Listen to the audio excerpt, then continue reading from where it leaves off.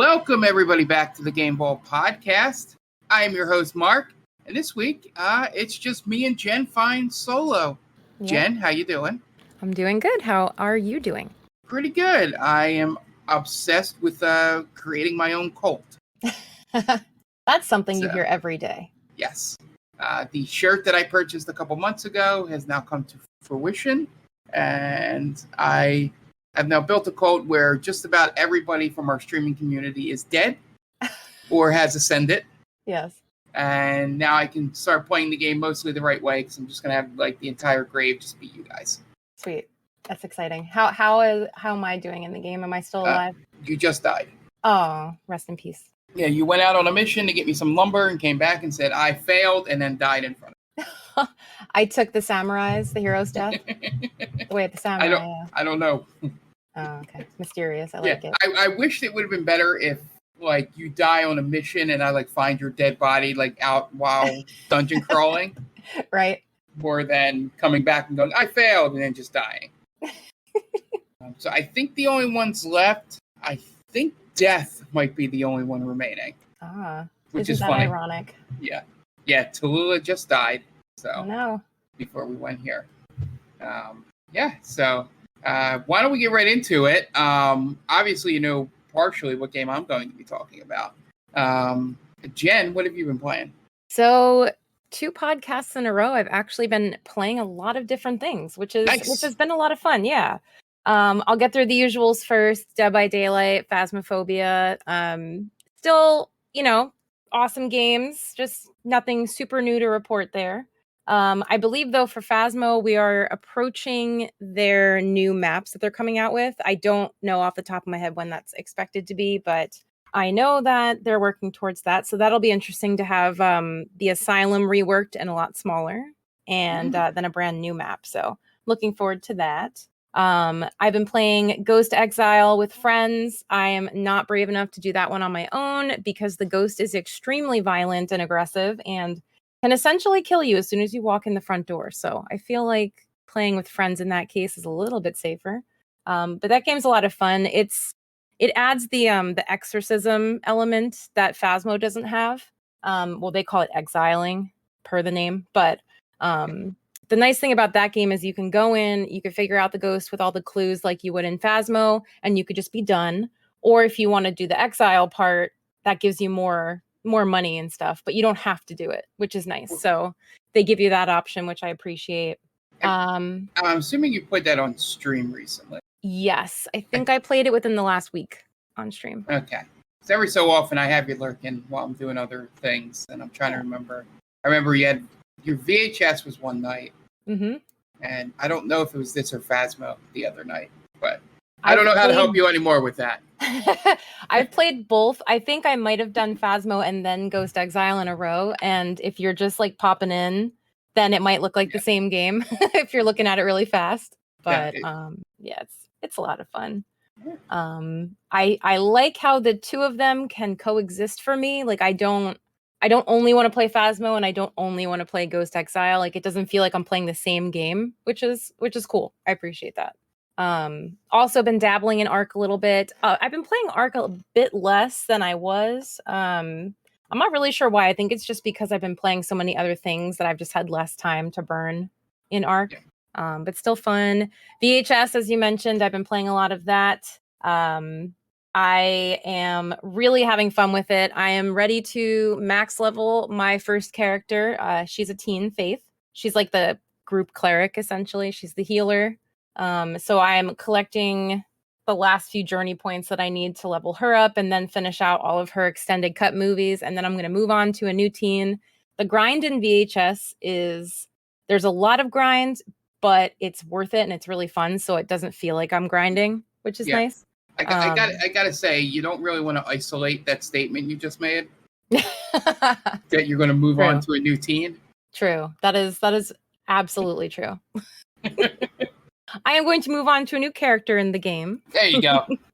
I think I'm going to go with Gloria, who is, she's kind of like the team spirit kind of person where she's the leader. I think that was the one I was playing, right? Yes. I don't remember if you were Jess or Gloria, actually. I was the girl with like the cool jacket and all that stuff. Not the goth girl. Oh yeah, then that was Gloria. Yep. Okay. So you played as Gloria. She's fun. She has a speed perk, which is nice. So I'm looking forward to that. Yeah, I played as Molly Ringwald, not Ali Sheedy. That helps. Yes. For anyone out there. There you go.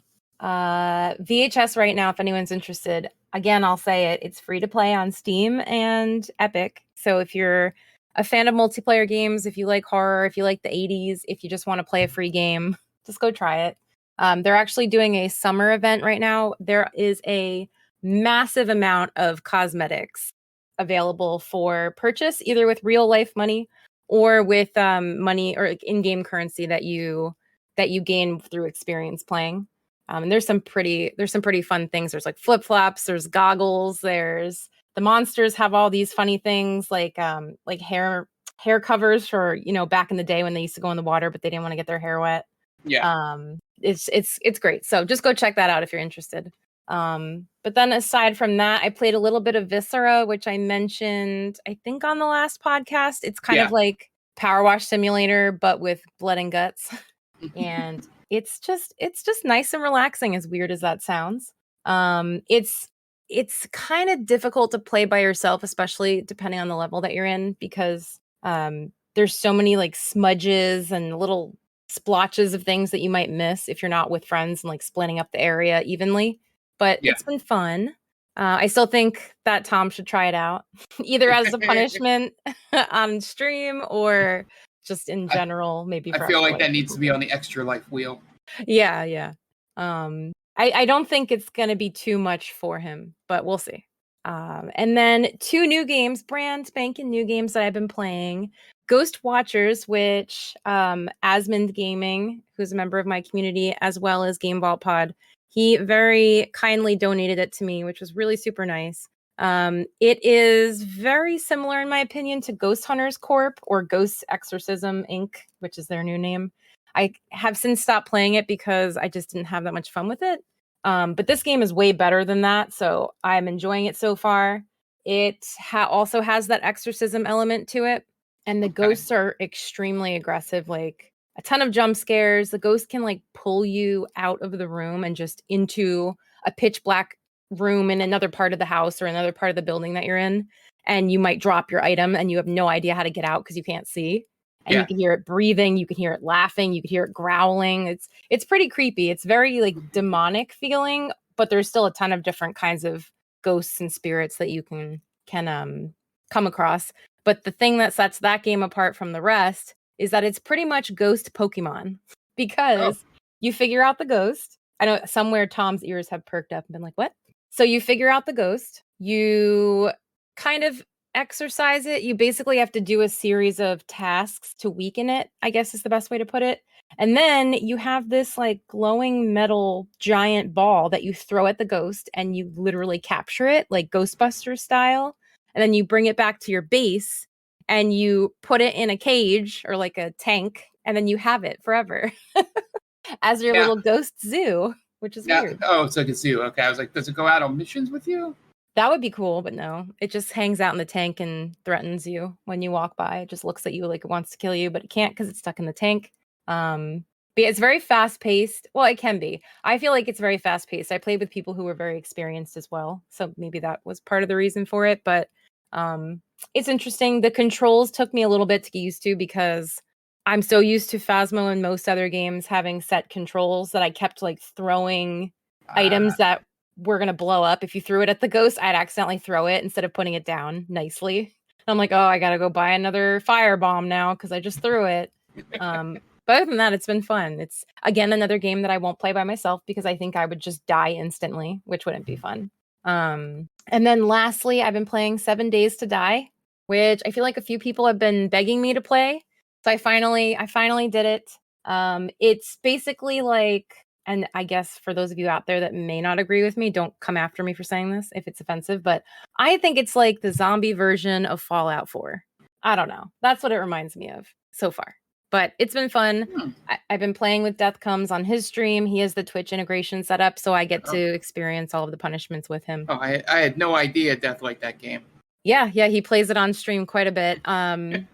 He actually has, is it's not really like a private server, but he boots up the game, and then anyone can jump in that I believe is a sub on the channel, or anybody maybe. I don't know how his rules are, but you can hang out and kind of just develop the area and kick some zombie butt and go exploring and all that fun stuff. So that's been fun. I haven't been playing it a ton, but when I can, I boot it up and I play around for a little bit. We're trying to build up our base. We found like an abandoned firehouse type area, and it was partially fenced off already, so we're kind of just building up around it. And right now there's a zombie bear outside, and I'm really scared, so I'm not going to play that game for a while until someone else kills it. Just go up and make yourself really tall. True. That's what I've heard, actually, yeah. Either that or play dead. But then if it's a zombie bear, I don't know if that still counts. I don't know if we care at that point. Yeah. But before we move on to you, I just want to share. I've recently seen some gameplay of Hooked on You, a Dead by Daylight dating simulator. I saw someone else playing it as well. I can't believe I'm saying this. I think I'm gonna play it. I think I'm gonna do it because it is hilarious. I saw like a couple minutes of it. But I tuned into someone's stream late. Mm-hmm. And as soon as I saw it, I was like, I should like keep a countdown of how many days until it's on the Roxy Foxy stream. Yeah, it was wearing away at me because so many people that I follow were playing it. And then I caught, like you just said, I caught the end of someone else's stream today after work.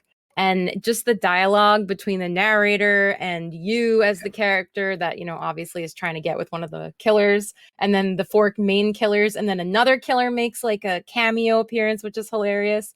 It's really funny. So I think I'm going to do it just because I feel like it would be fun, not only for me, but for chat to watch and help answer questions and stuff like that. So yeah, that's pretty much it for me though. Lots of stuff. Yeah. So for me, I'll get to my big game at the end, which also ties into everyone playing it. The reason why I ended up picking up. But so connecting everything in my life that always goes back to video games. I have started playing FIFA 22 again, only because I watched a documentary on the last season for my favorite English league soccer team, Arsenal, on Amazon Prime. And I was like, I'm going to play FIFA again. And kindled it for you. Yeah, I was like, guess I'll play it. So I've been playing a little bit of that. And then sports-wise, college football is coming up, so I've been back on my bullshit with the PS3 emulator, playing through NCAA 14. And so, that stuff is just when I just want to waste a couple hours. But the 3 main things I've been playing, I forget the exact name of it. I should have looked it up. I've just been calling it Rocket League Golf. It's essentially Rocket League, like your RC-powered car hitting a ball, but it's golf. You have to be the first one to get it into the hole at the end of the course. And it's online. I finished second a couple times. I haven't won yet. Nice. But I was obsessed with that for most of a weekend, just doing that. Then it got a little boring because, I think it's still like early access or game preview or whatever Xbox calls it. Mm-hmm. And so, there wasn't much variety, and there's some bugs, and some people probably hacked, that jumped into my game that were way too good. Fall Guy style, huh? Yeah.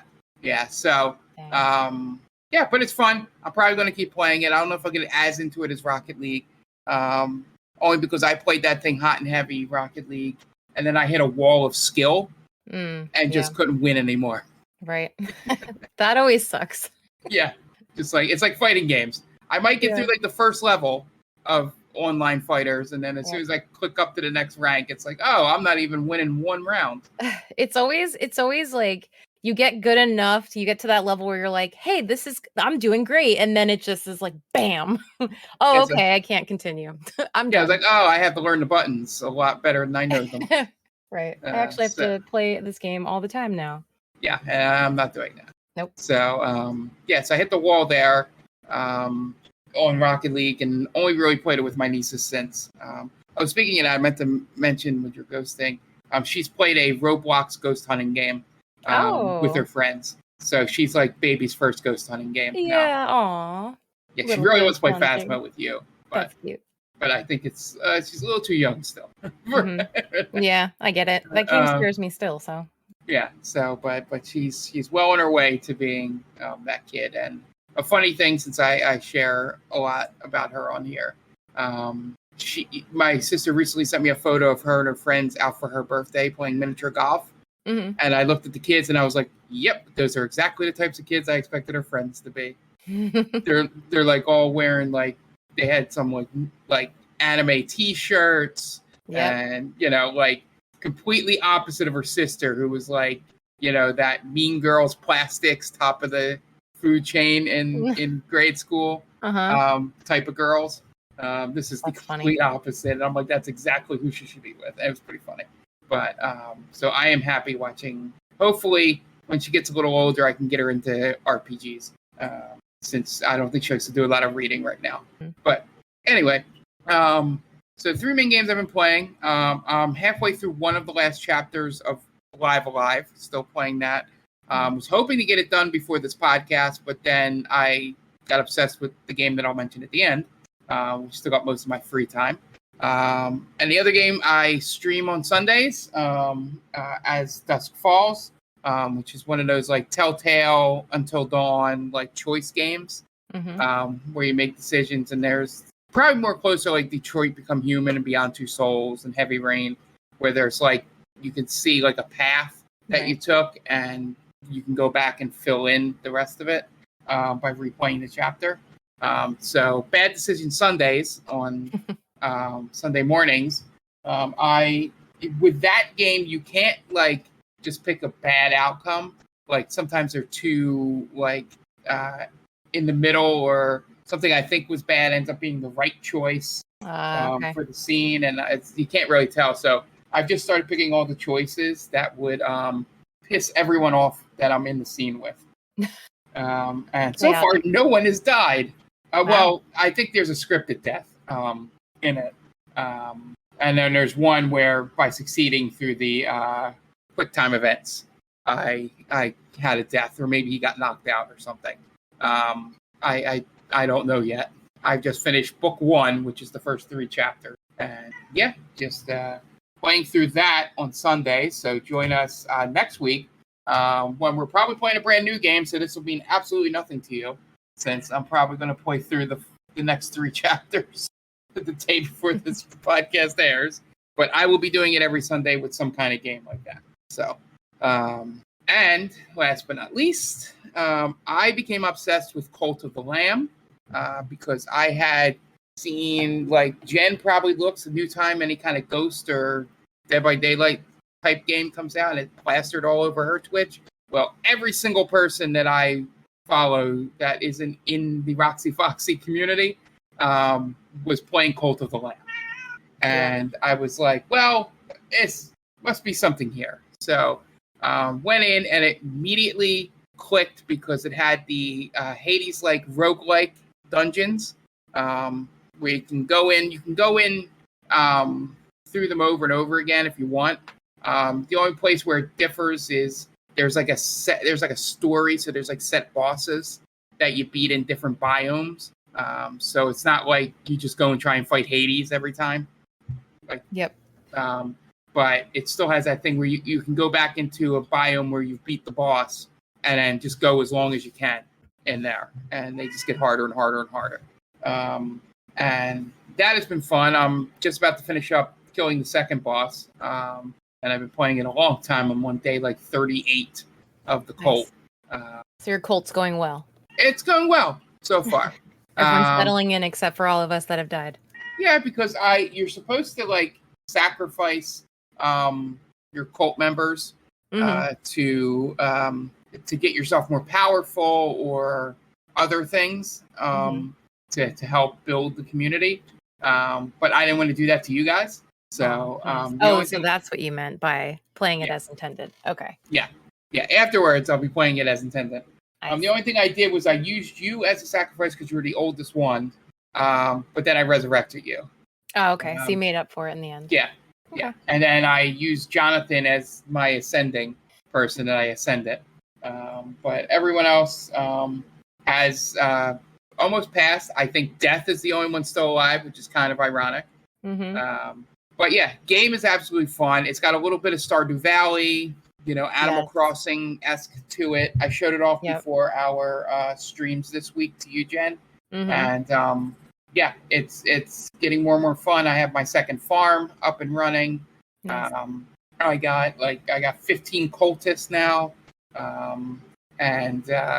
Yeah, I highly recommend it. It's a game that'll take you as long or as little as you want it to, because you can just not really worry about the cultists too much and just keep running the dungeons and get to the end pretty quickly. But if you want to make it easier on yourself through the dungeons, you would want to build stuff up and level yourself up through the thing. So it's a little bit of balance of both. Interesting. Yeah. They have fishing, of course. Oh, nice. There's this dice game, which is complete luck, but does have a little bit of strategy to it. And yeah, that's about it. Highly, highly recommend it. So yeah, that's all I've been playing. Jen, while I deal with Game Ball Cat, can you start the news? Absolutely. So first off, Embracer Group is at it again. They made news this past week by announcing a few more acquisitions that they've come into. So they have acquired Limited Run Games, Tripwire Interactive, and the sole IP rights to J.R.R. Tolkien's Lord of the Rings and The Hobbit, which is huge news. So on the Lord of the Rings front, this means they now own the rights to all of the movies, merchandise, games, characters, etc. They have purchased the full rights, and that also includes the new Amazon show that's coming out on September 2nd. So that's a huge deal. And taking a step back, if you haven't heard of them before, Embracer is a very big publishing group that we've actually talked about a few podcasts ago, maybe more than a few at this point, but they had last acquired Tomb Raider, Deus Ex, Thief, and a ton of other games. And they currently operate more than 100 studios, including Borderlands developer Gearbox, Saber Interactive, THQ Nordic, and Dark Horse as well, which I didn't know until the last time we talked about them. Yeah, they're massive. They grew very quickly right around the pandemic. Yep. Scooping up studios. It'll be interesting to see if they're just going to have the rights so that no one else can make it, or if they'll actually try to make a new Deus Ex game. But I don't know. This is all just crazy. You worry about people worry about Microsoft buying everything, and then Embracer is not only buying everything that they can small wise in the video game community. They're also going to movies, TV, and comics. So, right, they're just branching out everywhere. It's crazy. Yeah, so not sure it's good or bad thing yet. Right. Because they haven't really purchased anything outside. Well, I guess Lord of the Rings is huge, but yeah, Lord of the Rings surprised me, honestly. But it's still just the rights to it's not like they bought the studio that made the movies. Like that would seem like a big deal. Like if they bought what is it, Fox or whoever made it? Like oh yeah, that would be like shit. You're right. This is just Tolkien's family just going, all right, well, I guess our rights are up over here. Let's see who wants to pay the fee for it, right. Yep. And it'll be interesting to see how they integrate all of it, because you're not getting the Lord of the Rings license and rights if you're not going to do multimedia stuff. Sure. Yeah, definitely. I think with the new Amazon show, I think I've heard very good things about it so far. So hopefully I will see some interesting things coming out, some new Lord of the Rings type stuff. The crazy thing that you mentioned, how they're scooping everything up really quick. All of their acquisitions have totaled $577 million just in upfront costs for them. And rumor has it they're also considering picking up another acquisition. All they've said was that it's in the PC console gaming industry, but they don't want to share what it is because they're not quite sure if they're going to go for it. But they did say this would either be their third or fourth largest purchase ever. So they have their eyes on somebody. Which probably makes everybody think Square immediately. Right. Yeah. So I think we're gonna keep hearing from Embracer in many different ways. Yeah, the only way we won't is if it turns out to be a pyramid scheme. Right.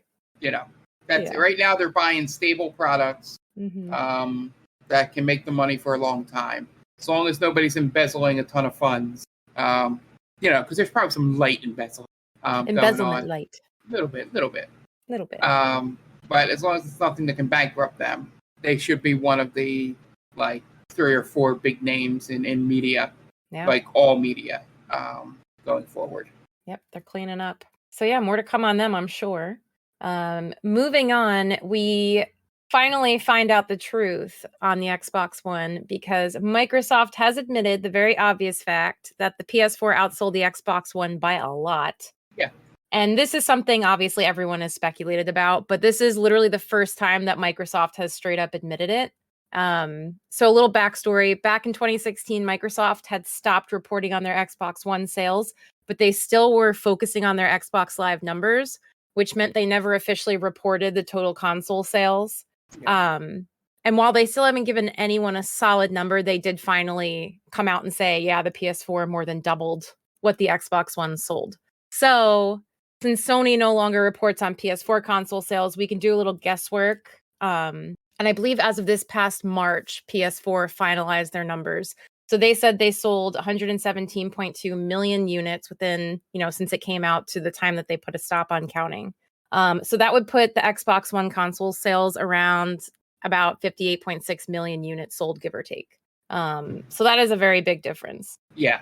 And they're still not doing great. Microsoft recorded a quarterly hardware revenue decline for Xbox, but their CEO is saying, I believe, quote, that they're the market leader in North America for the past 3 quarters in a row among next-gen consoles. So she's saying that they're doing great compared to PS5, basically, but we still don't have official figures on, the Xbox currently to see how it's doing. So I guess we'll wait and see how it does. But I thought that was very interesting that they finally admitted something that everyone has known.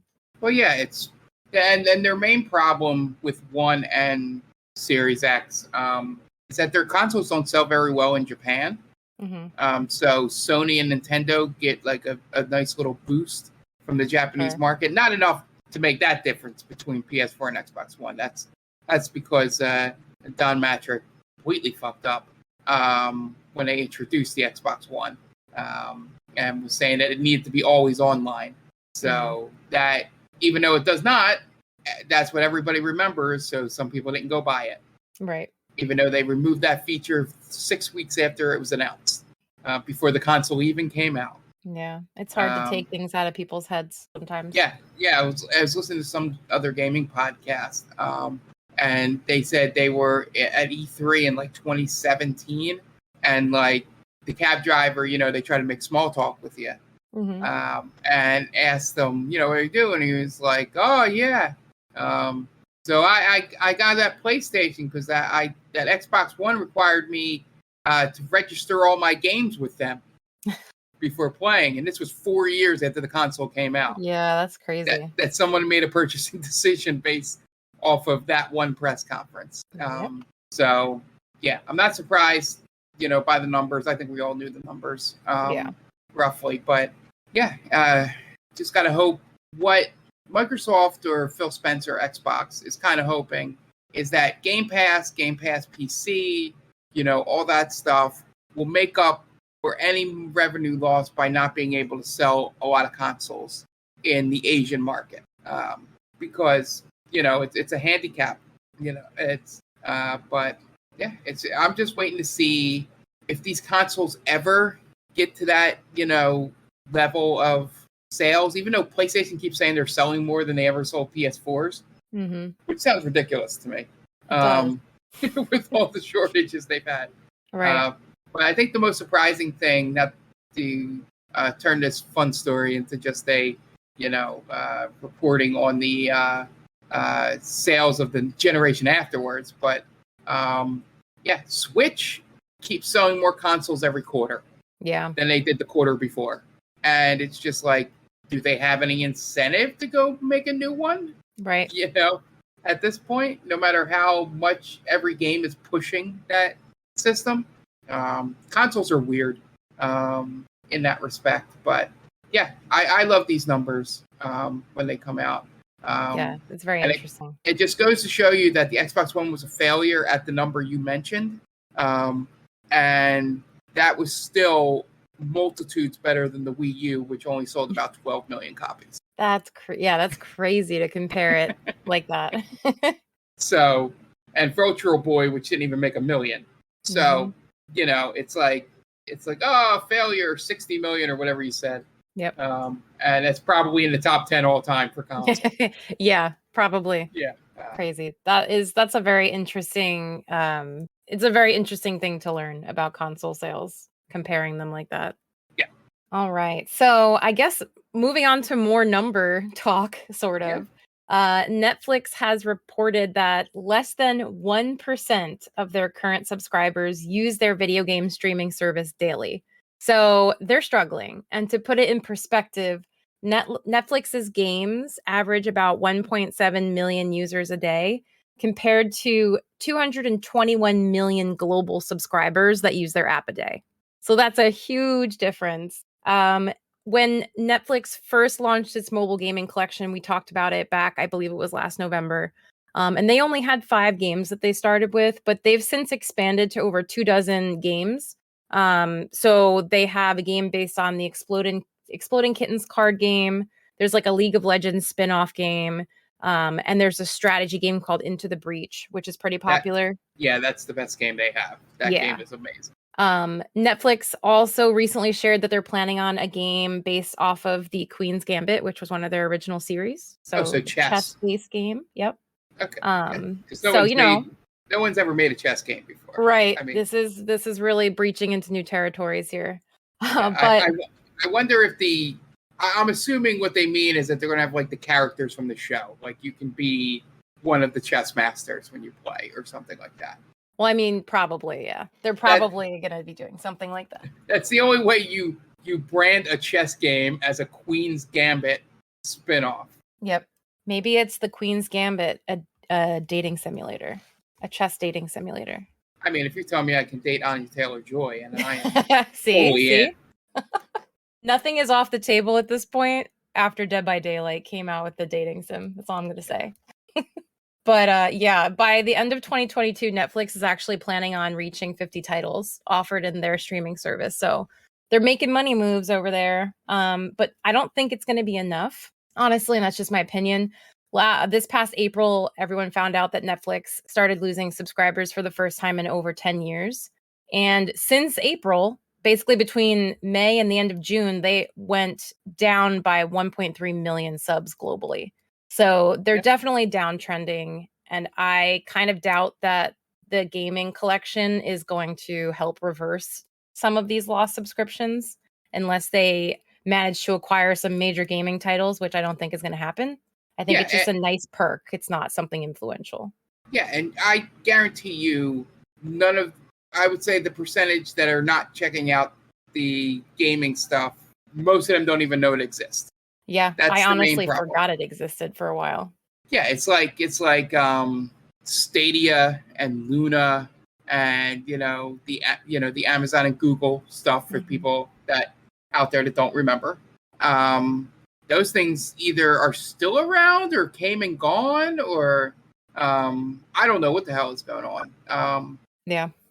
The trying to break into the video game market same way you do movies is slightly impossible, because doing streaming only for games and not I don't know if it offers you the ability to download. I could be completely off base with this, but if it's all streaming, then you have to account for lag.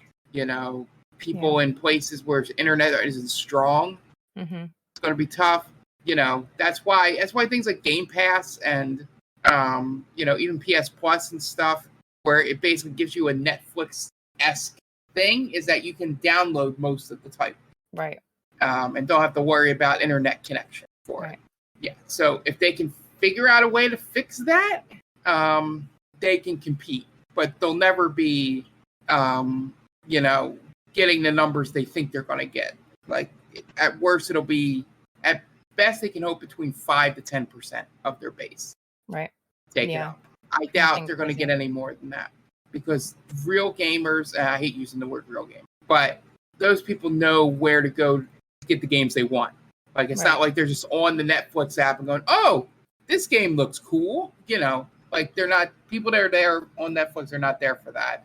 And people that would want to play games are not going to Netflix to look for that. So it'll either take marketing, or they would just need a viral hit just to get it to work. Well, once they roll out the dating sim for Queen's Gambit, it's game on. I mean, I'll evangelize it. Yeah, you will take sole leadership in the marketing strategy to spread the word. Yep, there's, as I said on our sister podcast, they called us a movie.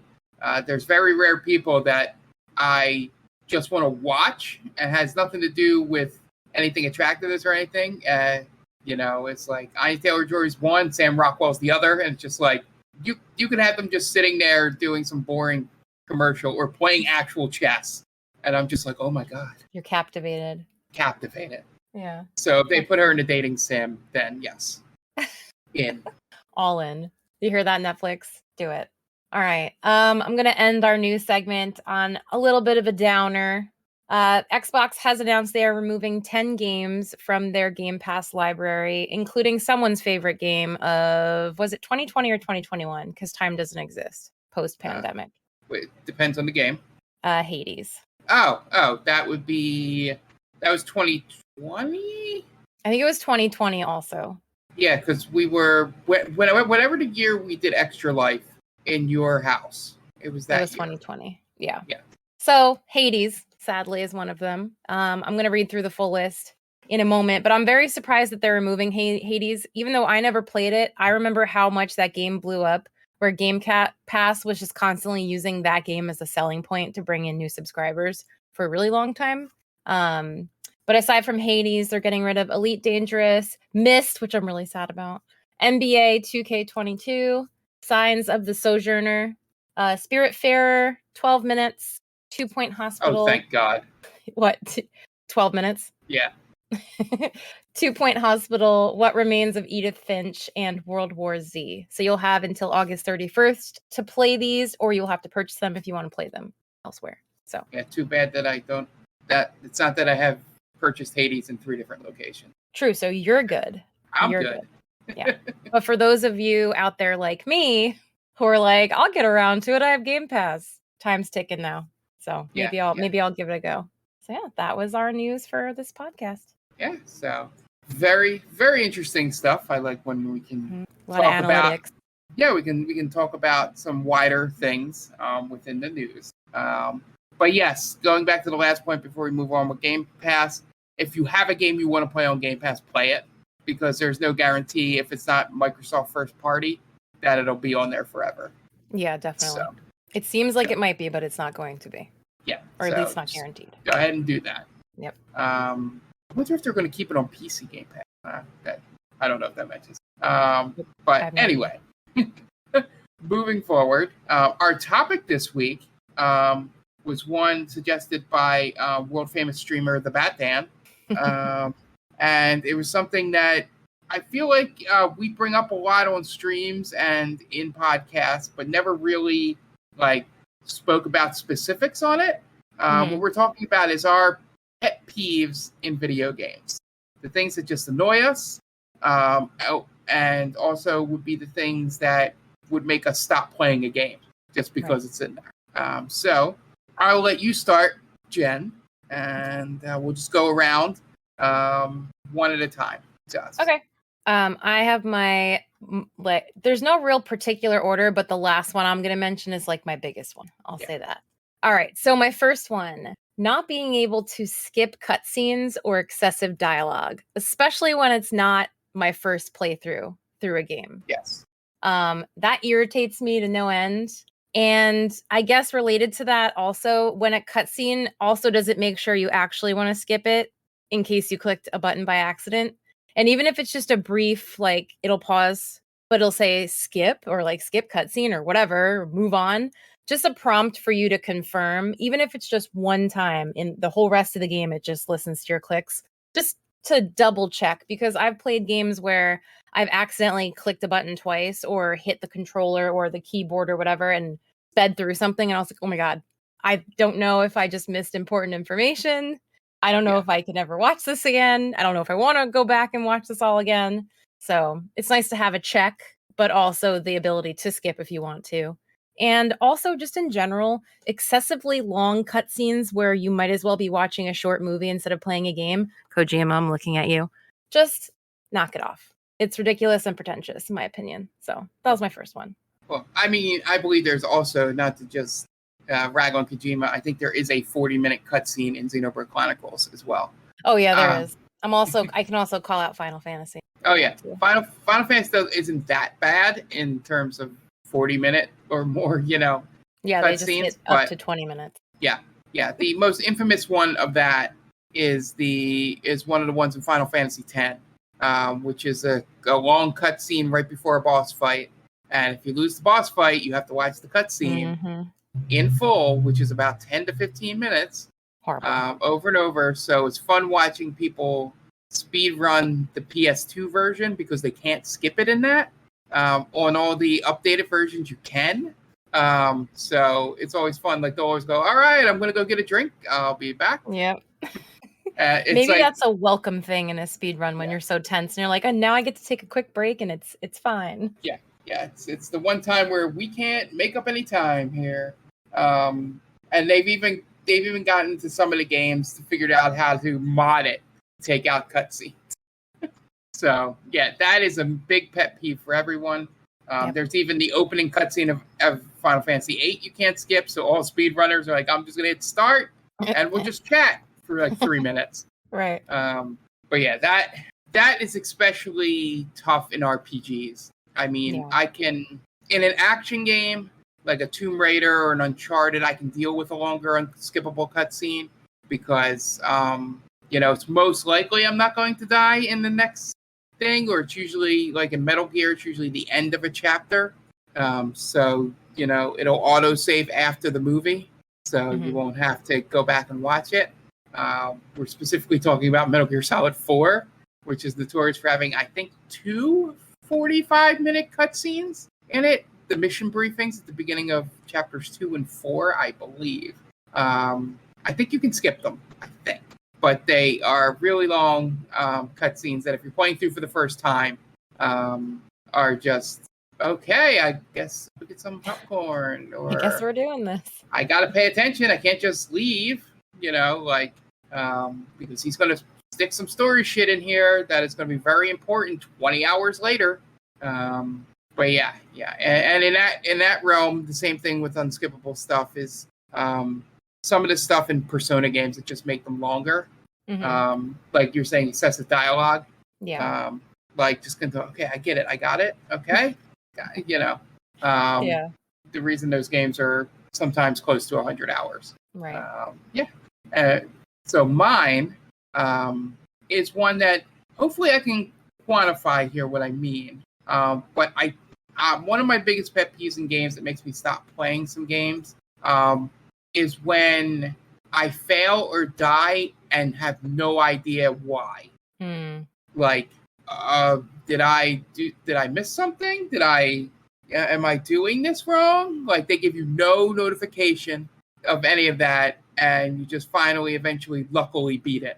That happens a lot in some action games, and in some action games you just die unfairly. Like all of a sudden they get like the aim of a world-class sniper out of nowhere. Right. So I really dislike games that don't make you feel like you learn anything by dying. It just seems like an impediment more than a skill check or anything like that. They've got a lot better recently. This is more of a PS2, PS3 problem. I think the ones that do it the best in terms of giving you that feedback, which is why I never really beat them, but I get pretty far in them, are the FromSoft Dark Souls, Elden Ring.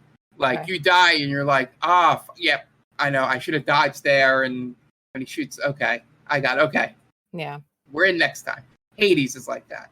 you sort of know why you died.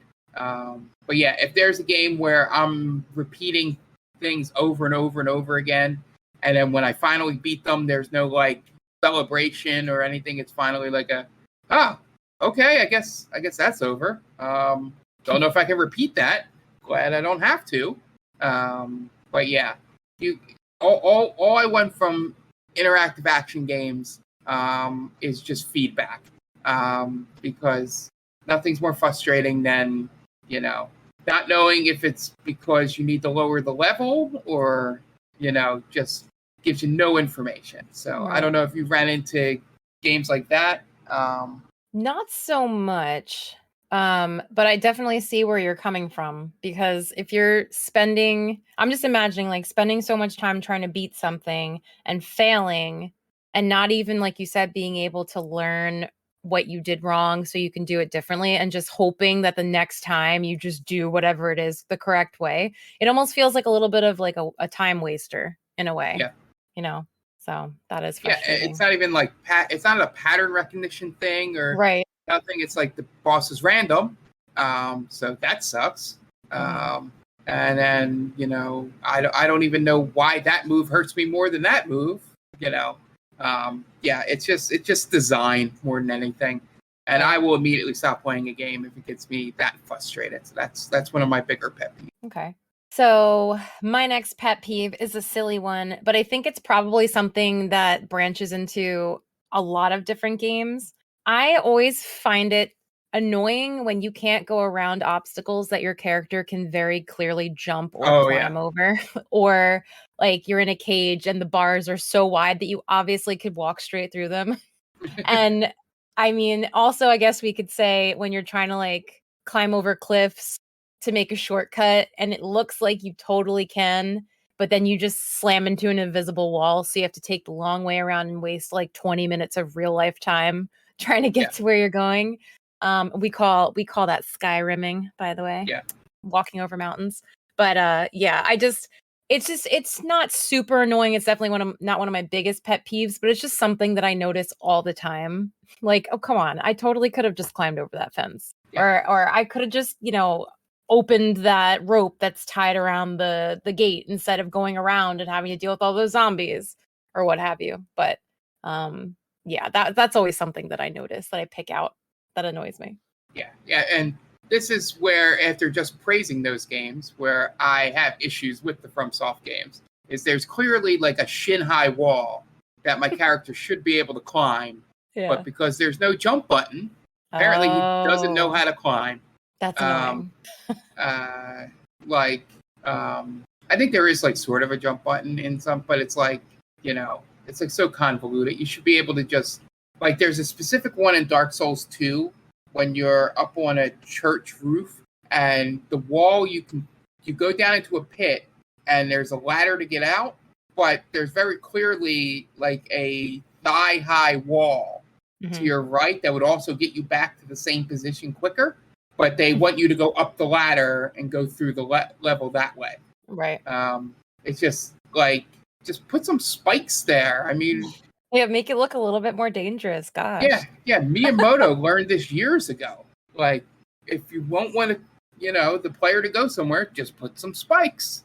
Yep. And they'll be like, can't go there. Don't even want to try. It looks like I should be able to climb, but if I climb, I'm going to hit that spike. Yep. But yeah, I know exactly what you mean. It happens sometimes in Assassin's Creed games, which frustrates me with all the parkouring. Oh, true. That's even worse in those kinds of games. Yeah, it looks like they don't want you to go that way, like the invisible wall more than anything. It's like no, for the story purpose, you have to go this way. So even though you can go over that wall and get in another way, but that stuff is great for when speedrunners learn how to break it, and like sequence break things by getting through those invisible walls. That is always very rewarding. Finding the little glitch and then you're like, oh, I did it, I win. Yeah. And it's frustrating when I guess it can lean into my next one. My next pet peeve is I really dislike games that insult your intelligence, where they dumb it down too much, or they had things in the game that have no things with difficulty. Like you could put it on hard and it would still be doing this stuff. I think the most egregious one, which they actually patched out a little bit after complaints, was in Horizon Forbidden West, where she would just point out everything, voice-wise, be like, "Oh, I wonder if I can climb up that wall." That's too much hand-holding. "Oh, this looks like a good vantage point. Oh, I wonder what that rope does." But she says it in like more natural. Yeah. But it's like everything was like, "Hey, man, let me look around. Right. I could figure this out." Right. I am an adult. It's like the game is backseating you, which is weird to think about. Yeah, and they actually patched that out to make it less. Yeah. I think the solution to that, for that particular problem, is if you're in the same area for like a set amount of time, say 3 minutes, maybe more. Then all of a sudden they start giving you the verbal hints. Right. I don't need a like arrow or something like, "Hey, dumbass, you see this thing here?" Right. Just a gentle nudge. But yeah, games that in general with that, games that have way too deep tutorials in the beginning. And I'm not talking about like they get into every like basics of playing video games. And so I know sometimes maybe it's a bad pet peeve on my end because it's always going to be somebody's first video game. So they may need to learn, certain things. But I laugh every time it's like move with the left stick, and it's just like, oh, yeah, I know. I especially like this in like serialized games, like especially sports games, where they just repeat the things that have been in sports games for 20 years over and over. But you got to remember, but it still gets in my craw a little bit. Like, is there a way? Can I just skip this? Like, I know how to do this. Right. Even if there was a way to like turn off a feature that is more of like a hand-holding type thing. Yeah, and it's always usually all or nothing, which is part of this that also frustrates me. Right. That is weird. It's either turn off all the tutorials, right, or some games have, say, do you just want to learn the advanced tutorials? They're good about that. But the, it's just, don't like handhold me too much. If you're going to do it, make it quick. Don't make it like, and if you're going to tutorialize me, just tell me all the new stuff, like the things specific to your game. Right. And be very thorough with those. Cult of the Lamb kind of does that well. And some of the time when you first play Civilization, you can get some of that with all the new games. But yeah, if a game's treating me like it's rated M and they're treating me as though I'd be like an 8-year-old playing this game. Yeah, that doesn't track. A, the industry knows who's playing these games. Right. And B, it's just like, dude, read your audience. It's just, if a game takes too long to get going, unless you suck me in with a story or something early on, I immediately bounce off because I don't like being handheld just for the sake of being handheld.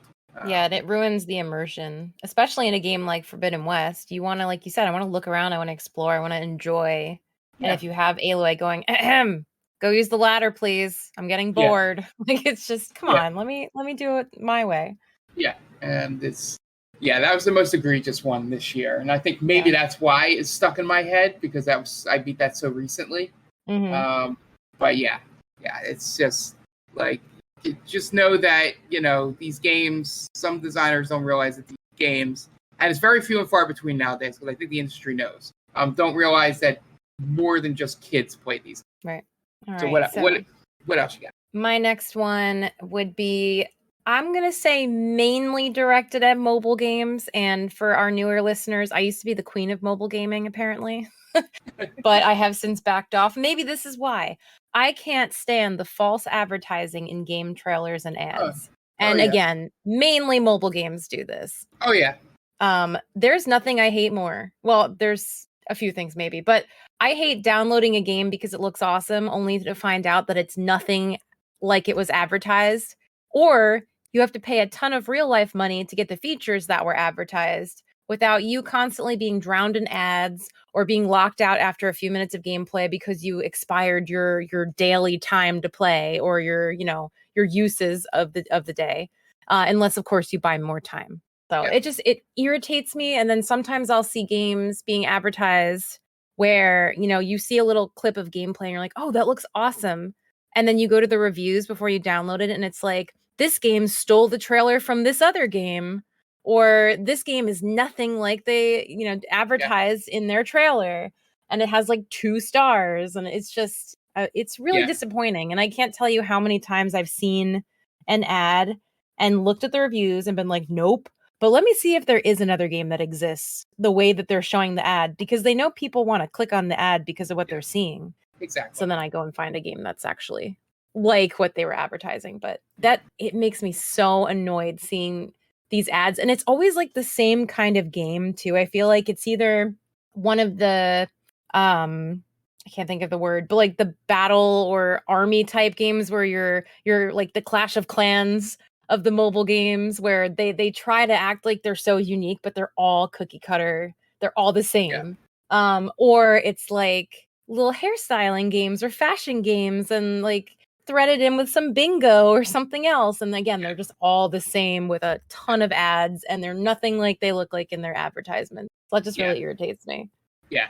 2 things with that. One, there are some really good YouTube videos of this one game, I forget what it is, and the string of commercials that literally tells a story that has nothing to do with the game itself. So go on YouTube. It's something. It's some kind of like match 3 game where you got to match things to get there. But there's this whole story about a grandmom that might have killed someone, but maybe not.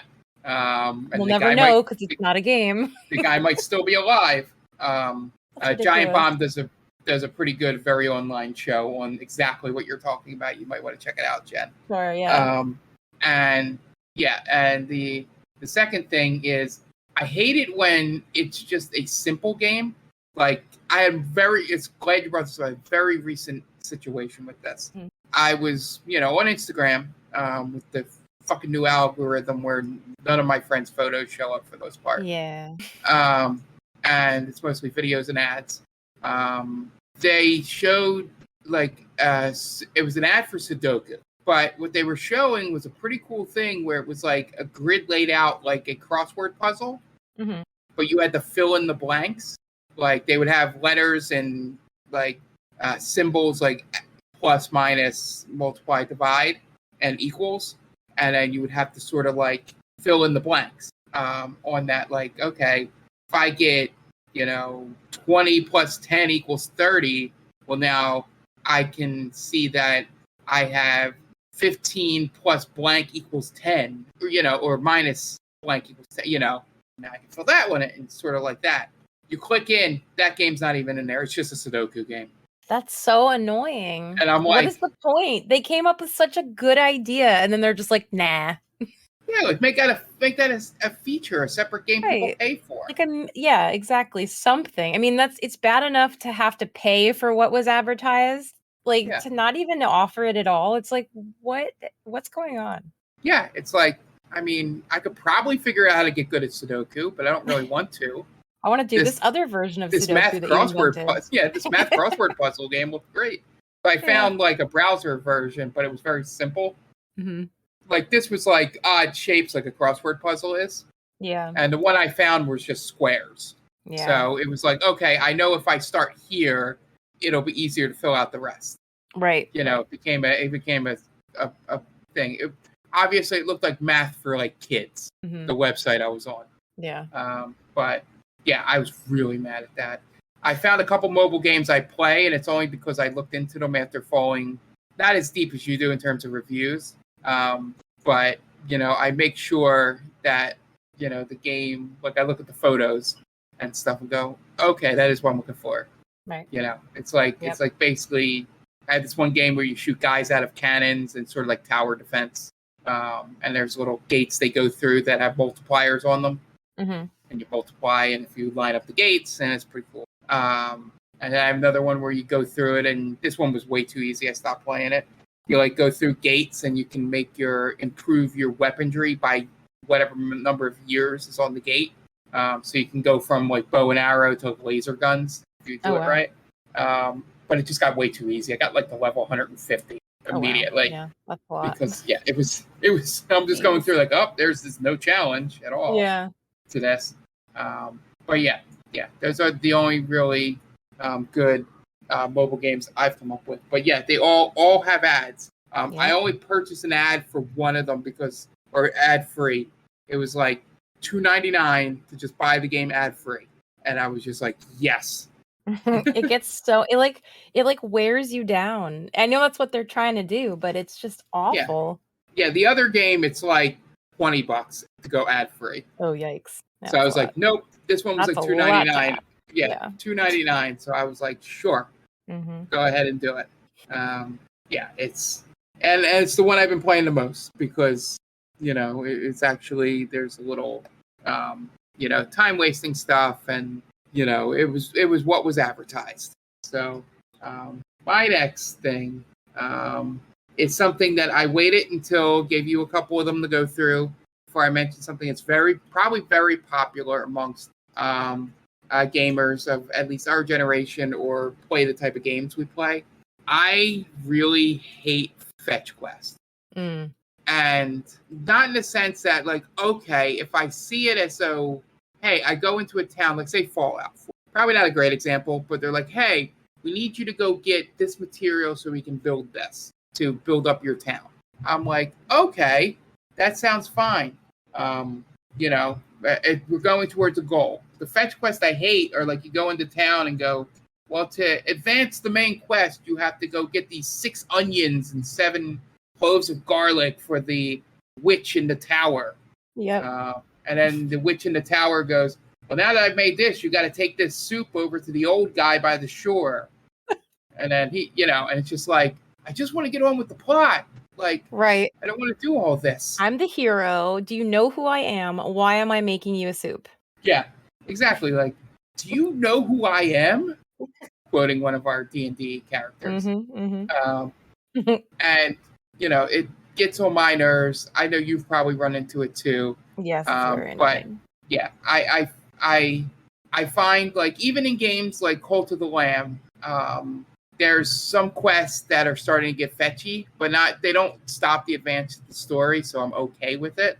Right. It's like, hey, go in and get me 10 flowers. Well, I already have that many flowers in my inventory. Why can't I just give you these flowers? Yeah, that's why do I have to go fetch them? Those flowers look a little wilted. Can you get me new ones? Yeah, it's like that's the one thing that's starting to annoy me with Cult of the Lamb. It's like, hey, I build up all these resources. Right. And you should be able to just tap into what you already have too. And finish the mission, which is to give a little positive thing for Horizon. If you do have a lot of materials and a quest asks you to go get materials and you already have it, it allows you to finish the quest without leaving the dialogue tree. Yeah, and that's how it should be, honestly. Yes. Sometimes they do the smart thing where they want you to explore the area in Horizon. So they don't allow you, it seems like they don't make the thing available until you get the quest. Right. So that you have to go explore. Totally fine. But yeah, I just hate things like that where I can't use my inventory to complete fetch quests. And I know we'll probably have a bunch come through on Twitter and stuff like that after the podcast about agreeing with this. But yeah, fetch quests when they're not for a specific like side purpose annoy me. Never make a fetch quest part of your main quest. Yeah, it just feels like you're not appreciated as the hero of the game. Exactly.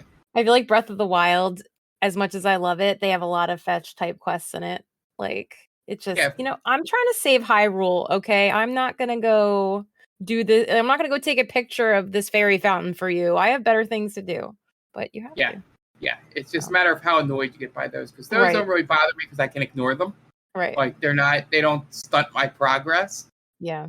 It's the ones that make you do it or you can't progress. Yeah. At all. Or like I won't talk to you until you do these things. Right. Yeah. You know. Annoying. You got anything else? I do. I have a decent amount more. I don't know how many more you have. I have one more. I just want to make sure it's not going to be your next one, and then we can go. And then you have a very special social media thing that happened with this very topic. Yeah. We'll just go one more time between us, and then we'll hit the social media. Sure. I will pick, so since this is my last one, I'm going to name my biggest one, and it actually branches off of the one that you just mentioned, and then I'll just quickly, honorable mention the other ones. If I know you, I have a feeling what's coming, and it might branch off into mine as well. Okay, cool. So, good. Apologies if it doesn't, but I'm going to try. So my biggest pet peeve, I've mentioned this a bunch of times, is an overabundance of side quests. I literally develop anxiety if I collect too many side quests and they're sitting there open, waiting to be completed. And on top of that, they're all spread across an entire open world map where it would take hours of my real life time to navigate between all the different locations to get them completed. It drives me absolutely insane. And this is a pet peeve on a game for, putting these side quests out there. And some of them, you have to do them. It's not even necessarily a side quest. That's when it branches into the fetch quest type thing. But also I hate when I accidentally open too many side quests and I don't mean to, I go to talk to someone and they're like, oh, while we're talking, here's a side quest. And I'm like, no, I didn't agree to this. And it's too late because it's open. Or when I played Skyrim, Dan would jump on and mess around in Skyrim, and I'd go back on and there'd be 78 side quests open. And he'd be like, what? They're side quests. You're supposed to do them. And I'm like, I can't continue the game now until I close all 78 side quests because it literally gives me anxiety. Yeah. And the most annoying thing is when I finally get a side quest finished, I go back to the person when I eventually find them and they say, okay, so now moving on for part 2 of the side quest, you have to do this now. And I just want to punch them in the face. Yes. And then I don't even get me started on the lame rewards that you get from completing just any quest, not even a side quest. It's oh, thank you so much for traveling to the Arctic tundra to battle an ancient dragon. You saved the entire town. Here, have an apple. I'm like, what? Why did I do this? What was this for? Are you serious? You saved the whole town. That's right. You saved the town, but you look hungry. So I'm just going to give you this apple and you be on your way now. Bye. Just awful. So the side quest things, the overabundance of side quests is one of my biggest pet peeves. I will say, once you finally play Horizon, Forbidden West, ignore all green exclamation points. Okay. Because they give you, here, if you want to go do this, this is the person to talk to start a side quest. Right. They at least give you the warning. Which I appreciate. I hate talking to someone and it just throws you into something. And you're like, I don't want to do this. But I don't know what your anxiety is about the Ubisoft Assassin's Creed vomiting things onto a map. Because I think Horizon does that. Once you find a town, it'll pop up all the exclamation points. Mm-hmm. So if that doesn't give you anxiety, you should be fine. I think that's okay.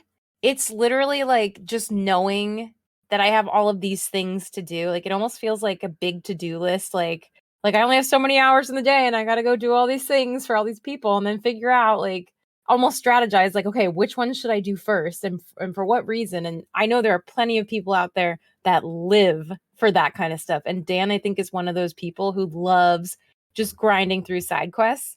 I can't do it. It drives me insane. I don't want to rush through the main storyline, obviously, but I want to ease myself through the side quests and pick and choose and not either be surprised by, a plethora of things that I didn't realize I was starting, or walk into my game and, be surprised with all these open things that I have to now close, or I feel like a failure. Yeah. So, yeah, that's just me. Yeah. So there's probably one of your other things on there. Yep. My final thing, and it's funny that I like Fallout for this, is I really hate games that make you over encumbered. Yeah, that's super annoying. Because it doesn't give you the opportunity to make it. This is where I thought it was going to mix in. They don't make it easy enough for you to unload things quickly, easily. Just go to a box and just hit this and everything unloads. Mm-hmm.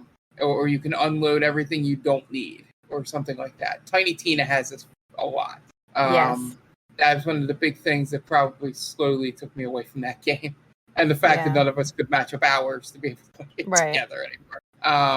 But yeah, I really hate being over encumbered. I hate it so much that I don't know how much I didn't even introduce it to D&D because it can very easily be introduced in D&D, where you need to keep track of your weight, or you get disadvantage and things like that. Even the coins have weight in D&D, which is why, to be completely honest, for anybody that's listened to our D&D stuff before, which is why I always give you an early bag of holding. Yes. To get so I around don't. all that. So somebody can go, hey, wait, they said they had 5,000 gold pieces. That's like 1,000 pounds. Right. How are they dragging this around?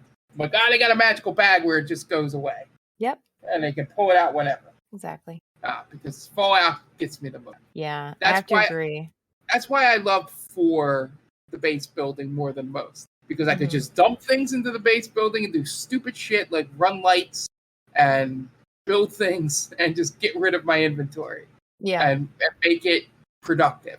But yeah, over encumbrance, if I can turn it off in a game, I will. Even to a lesser extent, I like to turn off the salary cap in sports video games. Maybe it's hitting the same part of my brain. Right. That Probably. just hates the restrictiveness of that, even though that's how the game should be played. But it just always feels like, especially with sliding in sports a little bit, all the convoluted rules with the caps in some of the sports, it's like, I don't get it. Like, I don't understand all these percentages and things in the NBA. You know, like, oh, this guy's salary is going to definitely go up 10% every year, and it's like, why?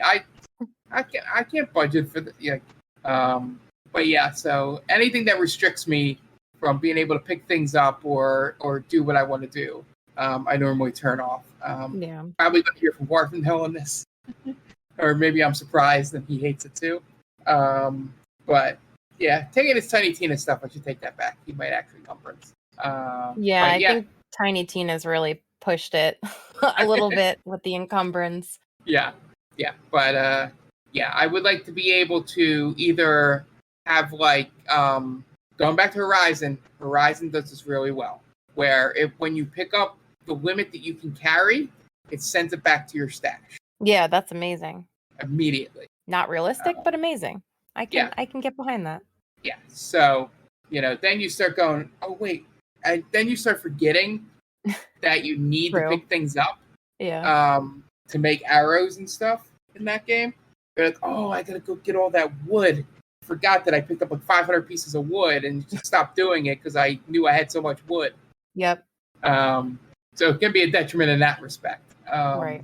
But that's a perfect example of the way to get around it and probably solve issues people have with inventory. Now, on the reverse side, I, for some reason, actually like the Resident Evil attaché case thing, where you need to rearrange it to fit in a case. That's interesting. For some reason, that's oddly satisfying to go, yes, I did it! Right. I can see that. It's a puzzle, It's you're using brain power behind it, so it's validating. Yeah, and it's also, it makes you think a little bit there. Right. The thing in Fallout is like, if I pick up too much Wonder Glue, I'm all of a sudden can't run. And you're like, how is this encumbering? I can't even use the Wonder Glue. That's just the thing I sell. Like, I think that's the one thing why I like the Resident Evil thing. Things you can sell tend to be a separate thing from the things you use in the game. I think that might be why I feel that way. All right. But Jen, you reached out to our community on social media, and they gave us some examples of things that they did not. Yes, they did. We have some really good things that I did not think of that the community shared with us. So I'm going to quickly go through. And if anyone thinks of anything additional after the podcast that you listen to it, please let us know on Twitter. We can keep the conversation going. So our very own Tom suggested games without fast travel, which is a very good point. Especially the bigger the open world is, I need fast travel, and I need it now. Yeah. So totally agree. Horizon fixed this problem from the first game, where you needed to buy fast travel packs to do it. now you can fast travel at every bonfire to other bonfires. Good. But it has to be from a bonfire. So if you're like in the middle of a cave and want to get out, you have to get out of the cave and find the bonfire to fast travel. But they still have the fast travel packs if you get stuck somewhere. Yeah. But yeah, I think where it's done the best is where when they have to do a loading screen for the fast travel, they make it interesting. Yes. Spider-Man 2018 does that really well, where it shows him riding in a Spider-Man outfit on the subway, which leads to some really good scenes. And Deus Ex, I think it's Mankind Divided, the second one of the newer Deus Ex. When you fast travel on the subway there, spoilers for a little bit of this game, they split the subways up between people that don't have augments and people that have augments, because it's becoming like an X-Men thing in the game. But since you're like some kind of cop thing, I don't know how to describe it, you can go on either train. You just get yelled at by the cops when you get off at the next stop. But if you get on like the normal person train, like they'll have different cutscenes of like people, like there's a mom like moves their kid away from you, or there's like a guy staring at you, and it's like that's a way to use a loading screen to like story tell. Yeah. There. It's very it's when fast travel, like sometimes you just get the quick fast travel where you just hit a button and it pops up the normal loading screen and goes. But I appreciate games that go the extra mile. Yeah. Someone also mentioned Red Dead Redemption did traveling in general really well, where you didn't necessarily want to fast travel because it was just a nice experience to, ride your horse across the landscape. Or you could fast travel if you wanted to, where it didn't, take you forever to get somewhere. So I can appreciate that. Like a game that does both well. Yeah, and I think the thing where, I don't know if they thought about this when they mentioned Red Dead Redemption, is that it had the button where you could just set a button and it would just follow the trail. Right. Like you didn't have to, you could just sit back and look around. Yeah. And the horse just went, you set a waypoint, you hit a button, and it would just take you to the best route there. Right. There were several options. Yeah. Sometimes they would take you through, areas where you start getting shot at, because it didn't know when the procedural generation was going to happen. Yep. But yeah, I think if you're going to not have fast travel, or if you want people not to use it, you need to set a way for them to not, need to hold on to the button to make the animal move. Right. Cars the same way. I think Cyberpunk had an auto drive feature as well. But then again, I never drove in that game. I very rarely did as well. All right. So we have other suggestions from Some Patches Required. They suggested a big pet peeve is when people feed in MOBAs, which basically means that someone is rushing into battle and they're dying, and then they're rushing back in and dying, and they're rushing back in and dying, and they're constantly just feeding the enemy in the battle, and they're making them stronger. They're basically profiting off this person just rushing in and doing something dumb instead of hanging back and maybe learning from their mistakes. So I could totally see that being extremely frustrating when you're going through a game. Opinionated Lushes suggested stealth levels are a pet peeve for them. They said it's just an annoying detour in otherwise great games. If they could beat the level blasting through it, that's usually what they prefer to do, which I could totally get. That stealth is definitely not for everyone, and I think Dan is a gamer that definitely does not like having to do stealth missions. Not because he's not good at them necessarily, but because I think he maybe just gets bored with it and he just wants to go. So I could definitely understand that. Yeah, I enjoy stealth. I played Metal Gear Solid, where I would use the tranq darts and hide the bodies, do all that. I beat Deus Ex, Mankind Divided, and got the trophy for pacifism, where you never killed anyone. You took everyone out with tranq darts. Wow. Including the bosses. That's crazy. Yeah. And the final boss is kind of tough because you have to make sure you've upgraded to the sniper rifle darts, because he only can be hurt in his head. So, and if you get too close to him, he hits you pretty easily. But yeah, it's one of my prouder gaming moments, and I'm glad that there was a trophy that popped to show it. That is nice. That I went through that whole game and did not kill a soul, even accidentally. Yeah, that's funny. But yeah, I think that the two games I can think of where they are right about the stealth is the Mary Jane sequences in Spider-Man are kind of useless, despite the fact that I love hearing Laura Bailey talk. That just give me a cutscene where Laura Bailey talks, and I will be fine. But sneaking around as Mary Jane with no powers outside of your camera, is real dumb. And all the eavesdropping things in Assassin's Creed. Because you had to stay within a ring, but you couldn't, you were doing everything. Like normally you would stalk from the roof, people. But this time you had to stay within walking distance and walk real slow and then blend in with the crowd. And then it would be like this circle that looked like a track on Audacity for voices. And it would circle them, and you need to stay within that to hear what they were saying. But they would stop abruptly, or one would turn around, and you needed to be ready to go hide, right? Or back off, or whatever. And those are the two ones that have annoyed me the most recently. Yeah, that makes sense. The Nerd Alternative suggested escort quests. They said, the bane of my existence. If you ask me to walk an NPC through danger, my blood pressure spikes. Which I feel like that is mildly a pet peeve of mine as well. I don't usually play too many games that have escort quests in them, or at least I haven't recently. But there's just this unnecessary pressure that I feel when I have to escort an NPC, especially knowing that they can die, you can fail, kind of thing. It just, having to keep up with them or having them keep up with you is probably the most annoying aspect to me. I run everywhere when I can, or ride a horse as fast as I can, or whatever it is, and they're going super slowly where I have to speed up, slow down, speed up, slow down. That's very annoying. So I can see that being annoying from many different aspects.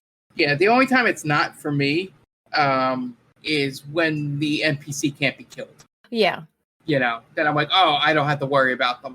Then it's still mildly annoying if they can't keep up with me. But yes, it's less pressure if they can't be killed. I think it relieves that stress and blood pressure that they were talking about. It's like, all right, they can't die. Right, at the very least. It's why Last of Us Part 1 was a little, as much as that game raised blood pressure, the fact that Ellie couldn't alert, right, the zombies, or whatever they're called in that game, was made me feel better. Meant that I could go do stupid shit and she wouldn't accidentally pop out of cover and alert everyone. Yes, definitely.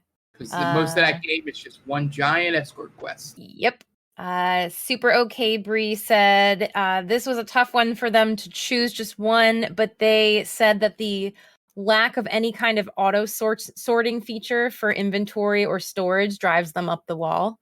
And we kind of got into a side conversation about Minecraft specifically being just super frustrating because you collect so much inventory and then you just feel the need to organize it because you need to find things when you want to or need to. And if it's mixed up everywhere, it just gets very chaotic, especially if you need, you're the kind of person that needs organization to get through any part of life. It's very stressful. So I 100% agree with that. I know exactly what they mean with that. Slightly different than the over encumbered stuff we were talking about. It's one of the reasons why I'm not really into Minecraft. But to expand on that, I don't like games that don't give me the option to just hit auto utilize, put the best equipment on my people. Yeah, that's always a nice feature to have for sure. Because there's certain games where I do want to go and micromanage all that. And then there's some games, mostly Live Alive, because I'm doing very short RPGs. Just give me what's the best. I don't, I'm only going to be doing this thing for 2.5 to 3 hours. So just give me the best. Yep. All right. The judge said they don't like fetch quests also. So they said fetch quests are the worst option and are the worst in open world games. Massive open world where a stranger needs 3 specific herbs in order to exist. We've all played the same games. Yep. They also said the final ultimate weapons where you have to grind your ass off for them, and then by the time you have them, there's no real use for them. Exactly. Or getting the ultimate weapon or final weapon and realizing that, it's not as powerful as the thing you got because you've been leveling up the thing you got the entire game. Honestly, I felt like that in Breath of the Wild a little bit when I got the his sword, and I was all excited, and I'm like, wait, I have this random thing that I picked up from a couple battles ago that's a lot more powerful, and I know that the sword doesn't break, it just loses its charge. That's the main thing with that's the only thing it has going for it, in my opinion. No offense to anyone that might take offense to that, but no, that's what Breath of the Wild does. It's a risk reward thing, and the Master Sword's the low risk, low reward. It's I believe 20 damage on it, but it doesn't break. Right. And it has a charge. Yep. Exactly. So it's like, all right, I can play through the game with this where I know I can not have to worry about, it breaking, and, or I can use this 50 damage sword that is going to eventually break. Exactly. But yeah, it's just the ultimate weapon thing is just you go through all that, and I just think of Final Fantasies specifically, and then in some cases you have to level them up to be better than your regular equipment. In some of those games, the equipment levels as you use it. So now you're like, now I got to go grind for 2 hours to get this up to snuff. Yeah. And to expand on his thing with ultimate weapons, when there's a side fetch quest attached, getting. Oh yeah. I'm thinking of dodging 200 bolts of lightning in Final Fantasy X to get Riku's ultimate weapon. And you might be thinking, oh, you only have to dodge it 200 times. That doesn't seem like it'll take too long. It's 200 times in a row. Yeah, insane. And that is for crazy people because, sickos, because I know there's a speed running reason to use Riku, but in a casual play of that game, there is absolutely no reason to have her in your party near the end of the game. So that quest to get that ultimate weapon is useless unless if I never looked into that ultimate weapon might be the greatest weapon in the game. Right. Good point. We don't know. Maybe it is. mhoffman52 said they don't like how most games that seem to be coming out right now are multiplayer only. They really enjoy single players with good storylines. And I could see that point. Absolutely valid. Multiplayer games are definitely not everyone's cup of tea. Yeah. So when you see a game that looks really cool and then you find out you can only play multiplayer and that's not your thing, that's extremely disappointing and frustrating. Yeah. Our friend Chase used literally after I read this. Yes, I saw it. And Chase used a GIF with this game looks really cool, and it's like a guy happy, and it's like, but it says multiplayer and co-op only, and then the guy's sad. Yeah, and he reverses the car and backs out. Yeah. I actually responded to that in the Twitter thread as well with the picture. Yeah. It's like everything lined up with that. All of our friends and stuff, we've all played the same games, and yep, it was perfect timing. Had the same mainly pet peeves. Yep. Nearing the end of our list, 2 idiots and a dog said their pet peeves are unmovable cameras in third-person chase games, trying to reinvent the wheel with control schemes for popular styles of games, predatory microtransactions, and just in general microtransactions on a $60 title from a big publisher. Yeah. So all very valid points. So basically Ubisoft. Got it. Right. I guess so one of my honorable mentions was battle passes, and that kind of edges into the microtransactions on a big title, a $60 title from a big publisher. It depends on the game. It depends on the game. It depends on what you're getting, and it depends on how much it costs and how much time you have to complete the battle pass. There's a lot of variables in there, from it being a total scam to being really fun. As a person that may or may not have purchased Call of Duty battle passes in the past, they're mostly cosmetic, which is fine. And they give you as long as it's not play to win. Right, exactly. and it gives you stuff to, try and do. You're like, oh, I need to get to level whatever. I think the one thing that makes them slightly predatory is they're like, hey, you can play through the game with this battle pass you just bought and get up to the levels, or you can give us $7 to get 10 levels. Yeah, that's in it. That's where the predatory stuff comes in. Right. And you get guys like into Diablo Immortal that spend $100,000 and then can't play the game. Right. It's just some people just can't control themselves, and that's when it gets icky for me. If you want to sell a battle pass where people have to, play the game a lot to get the stuff then sure, have at it. Right. But yeah. Totally. Footed Ranger said games that have an unnecessary survival aspect, like required eating or drinking when it adds nothing to the game besides maintenance. And I totally agree with that one as well.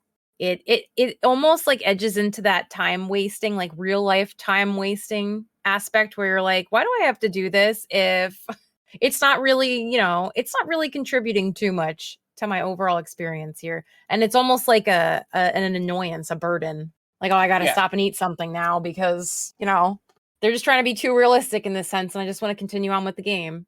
Yeah, Fallout has the mode allows you to turn on that mode. Right. Which is always nice. There's different kinds of gamers. Some people want as realistic as possible where maybe they would love that. And some people just, I just want to turn that off and just play the game. So totally valid. Yeah. And the one thing I want to go back real fast to the microtransaction things in a slightly positive sense. The Dota battle passes, the Dota 2 ones.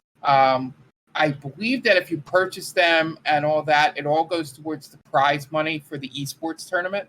Like, so the more people that buy the battle passes and stuff, the more money, those games are played for. And I think that's a good, unique way to get your players to buy the battle pass. Yeah. I mean, it doesn't help them. I doubt there's a lot of pro players out there, but, it's a cool way to, have that prize pool money and not have it be dependent on sponsors or nowadays like some crypto or NFT company, putting up the money for it. So anyway, jumping back to that, I just thought of it. I had to deal with Game Ball Cat a little bit. That's okay. Our last one, M. Hoffman 52 had one more. They said when game developers release a game that isn't finished, then you have to pay for the DLC, which was a much needed part of the game. And they specifically said Mass Effect 3 is an example of that happening. So I mean, that's annoying. I mean, we can have slight arguments over that. I don't know what exactly he's pointing at there in Mass Effect 3. The whole ending controversy. I'm probably on maybe the minority side of it, where I'm like, the ending was terrible, but it was fine. They didn't need to put out a DLC to fix it. It's sometimes games suck.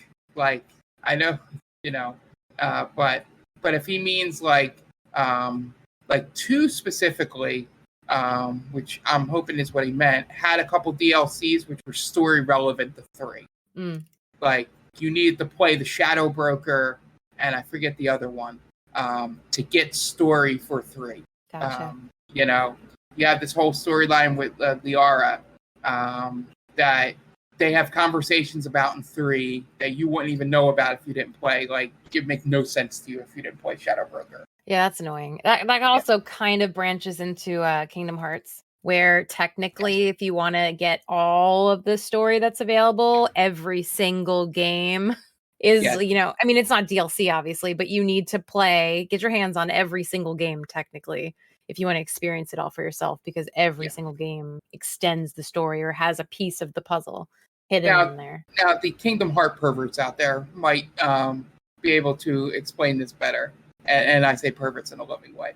Respectfully. Respectfully. I am a pervert for other games.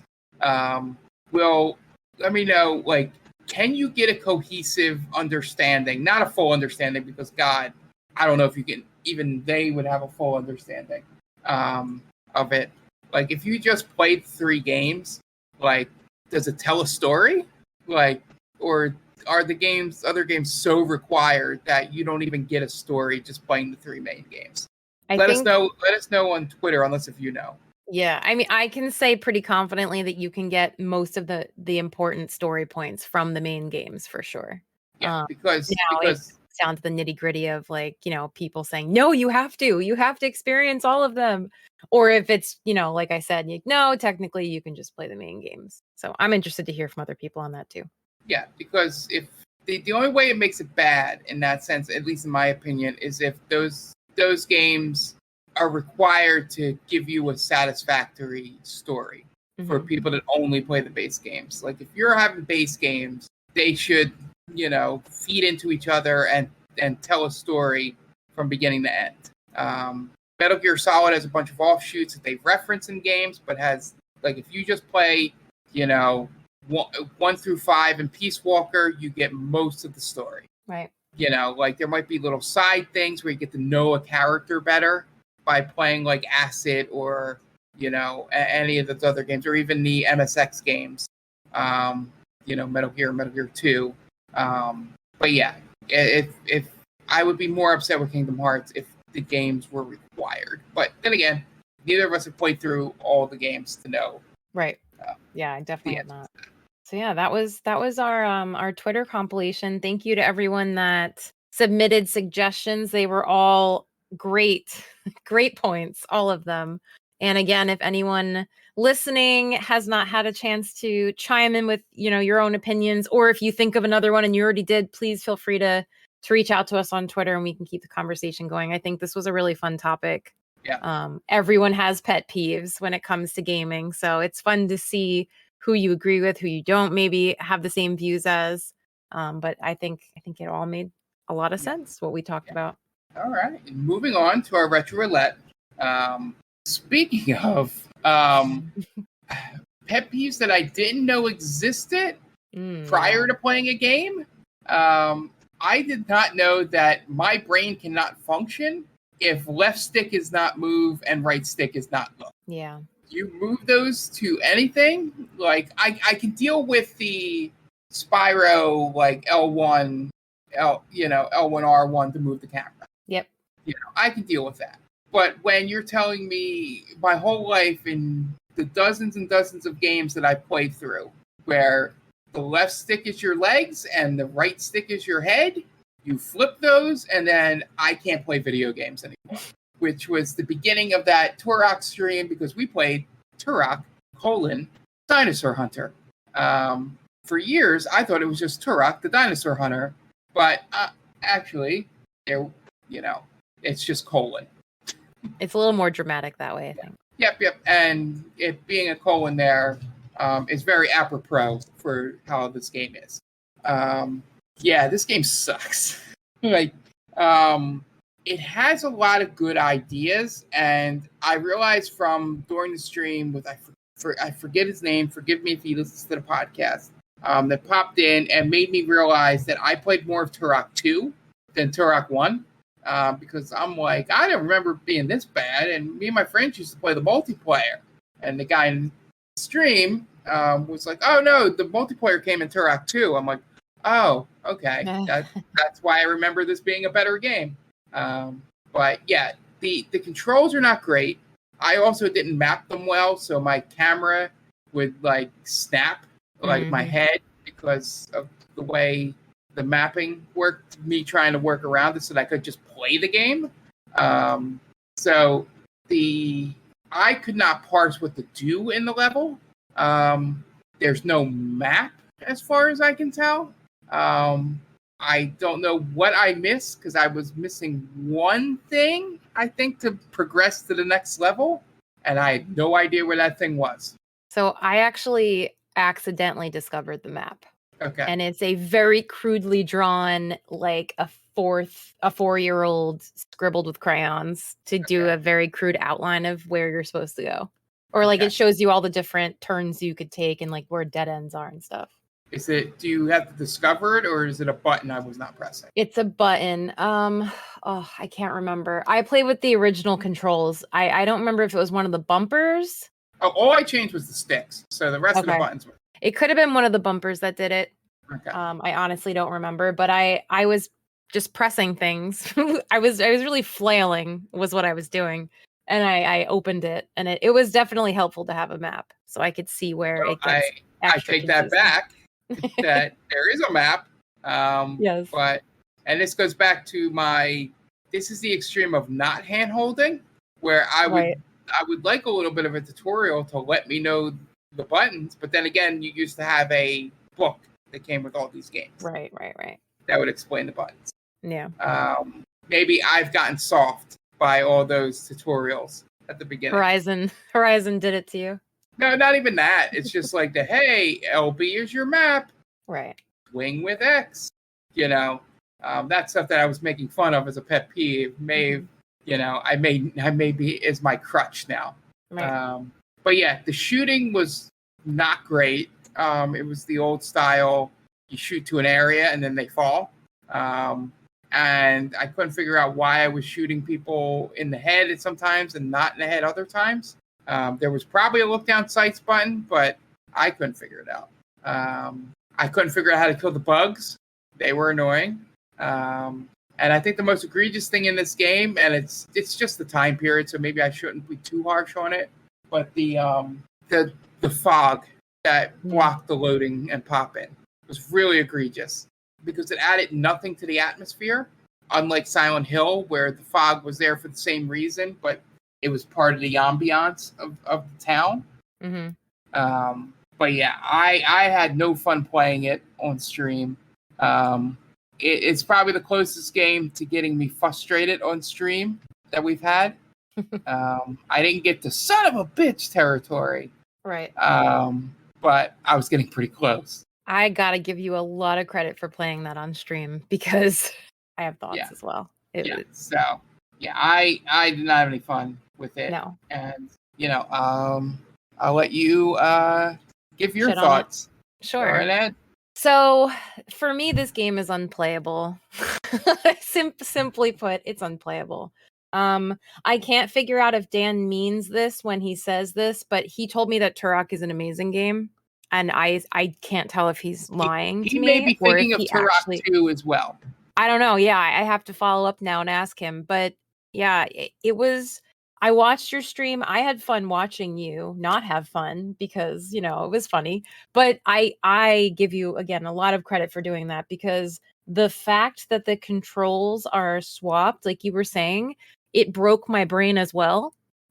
And it was so sad and frustrating because there was a ramp and all I had to do was run up the ramp, collect the little whatevers, charms, triangles, whatever, get to the end, jump across the gap and keep going. That's all I had to do. And for the life of me, I could not aim in the direction I needed to go and walk forward.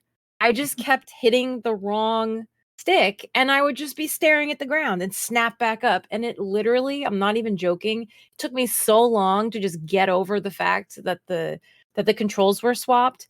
It gave me a headache and it gave me motion sickness. Yeah. Like mild motion sickness. I was doing this on my lunch break.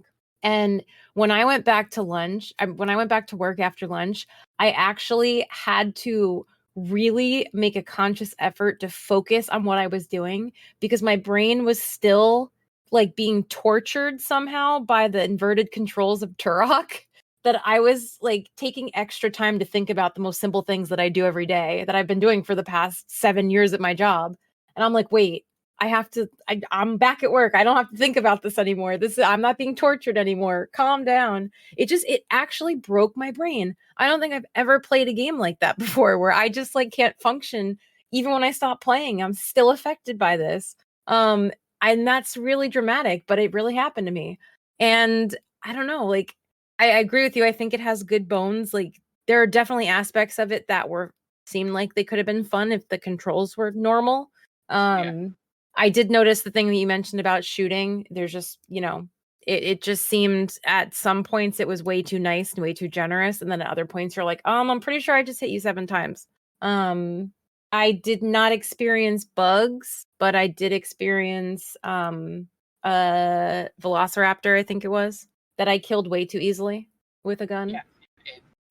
It could have been as easy as it was. Right. I eventually got slightly better with the controls. And then I got to a part by navigating that little map thing I got to a part where you had to jump on several pillars, each of which got increasingly higher. And that's where I stopped because I couldn't, I think that's where I started getting the real like motion issues because you had to like, what I was doing, I would jump on the pillar. Then I would consciously make the effort to use the correct stick to turn my head. Then I would jump to the next one, turn my head. And it was making me so dizzy. And then when I would mess up again and like snap the camera down at the floor, it was too much. And then I had to stop. But I'm interested in Turok 2 to see how much better like the quality of life is. Cause obviously you were saying you liked it. Maybe that's what Dan's thinking of. Every time I've heard of Turok from other people, I've heard good things. Obviously, I wasn't like, hey, which version are you talking about? But I remember in college I played on, I don't know if it was on Xbox and PS3 or if it was just on one or the other. But one of Dan's roommates had the newest version of Turok. And I played that and I loved it, which is, I know, very different. But I didn't expect this going into this game. I didn't expect it. It was horrible. It was like, I never want to touch it again, ever. I just can't do it. Yeah, Traumatized. It's really sad. It's really sad. It took me. Oh God, I never played a game where I felt like I was playing video games for the first time. Right? When those controls were wrong. Seriously, that's what it felt like. Yeah. So horrible. I guess we'll have to give it a score. I guess if we must. I'll let you go ahead first. Oh boy. Okay.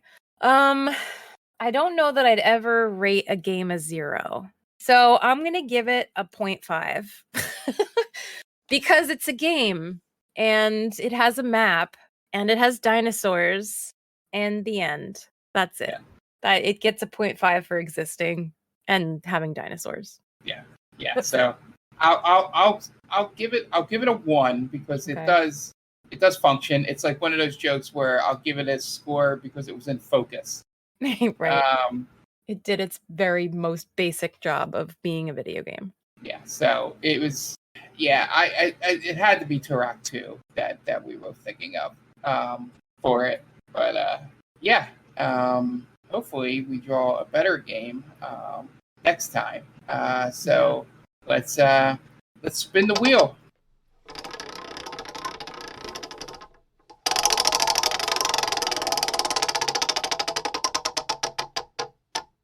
All right, so first time in a while, a game popped up on here that I don't know much about, but it seems like you have some experience with. It looks like it's called Toki Tori for the Game Boy Color. Jen, What are we getting into? So this is a game that I received as a gift because a relative knew that I liked video games and had a Game Boy. And that's all they went off of. And they gave me this and I was like, what is this thing? And I wound up becoming obsessed with it. It's like a platformer game. But you play as a chick that you hatched. And then you have to go through all these different levels and save your unhatched brothers and sisters from, just an evil. I don't know. I don't remember if there's like a big bad in the game or if there's just enemies in general. But it's very simple. It's a lot of fun. Like I said, it's something that I started playing just because I was like, okay, I guess I'll try this. And then I just became obsessed with it. I think you guys will like it. I'm looking forward to it. I remember putting this on the list, like suggesting this to be in the wheel, back, before Tom left. And I was hoping, I've been hoping that this would pop up. So I'm excited. Yeah. So I am excited to play it. This will be the first Game Boy game since Pokemon, I believe. Yeah, it's been a while, I think, for Game Boy. Yeah, so join us tonight or watch the archive if you're listening to this not on Monday as I play through Toki Tori, unless if Jen one takes the wheel of it. But either way, somebody will stream on Monday playing through this game. It will be probably 9 p.m. Eastern Standard Time. So be sure to watch that. So that is the podcast for tonight. Thank you, Jen. Let's get some house cleaning out of the way. You can find us on Twitch at Game Ball Pod. as I mentioned, we do our Retro Roulette on Monday, and then I stream other games in between that every other Monday. And on Thursday, I do my grab bag stream, where it's usually probably a newer game or a game that I want to show off, or in the case of something like Neon White, where we have a nice fun competition with the community, with times there. That might pop up periodically because I'm not as into it, not as liking it. It's that Cult of the Lamb is taking over my life. Right. So I have not gotten any further storyline wise than I am. So, but that's what my Thursday usually is. And then Sunday mornings at 10 a.m., I started a new show where I'm playing through games where you make choices, and I want to make the worst decisions you can in those games and just see how they play out. I'm calling it Bad Decision Sundays. We've just finished up, or if there's more than 6 chapters, which just looking forward, I think there is only 6, so we probably finished As Dusk Falls. See how many people are still alive by the end. I'll report on that next on Sunday when you're listening to this. And yeah, so if we pop up any other days of the week, just keep an eye on the Discord, either mine or Roxy Foxy, and on our Twitter as well at Gameball Pod. If you have any suggestions for topics, or you want to answer any of the pet peeve stuff that we put out tonight, or any of the other questions thrown out, send us a tweet at Gameball Pod. And you can always visit Stone Age Gamer. We are an affiliate, so if you use the link in the description, you can help us get a little kickback for the reference. They have a lot of retro stuff that you would need. I saw a game journalist I follow bought the Spice Orange GameCube, which never came out in the U.S. They had one of those in stock at their store. I don't know if you could have bought that online, but they modded it to be able to play U.S. games. So they have stuff like that if you're looking to get that much into a collection. So yeah, just go follow the link, Stone Age Gamer. They even have some modern stuff. I believe they sell like newer controllers. Yep. So yeah, make sure you do that. And we will be back in 2 weeks. At that point, we will probably be fully into talking about releases and things coming out, or because today, as we record this podcast, John Madden came down from the mountain and released his video game, which now allows all other video games to play. So, welcome to video game season, folks. We are here through the end of the year, and we will be here to cover it for you. So, for Jen and number one gaming dad Tom, I am Mark, and we'll see you next time. Bye!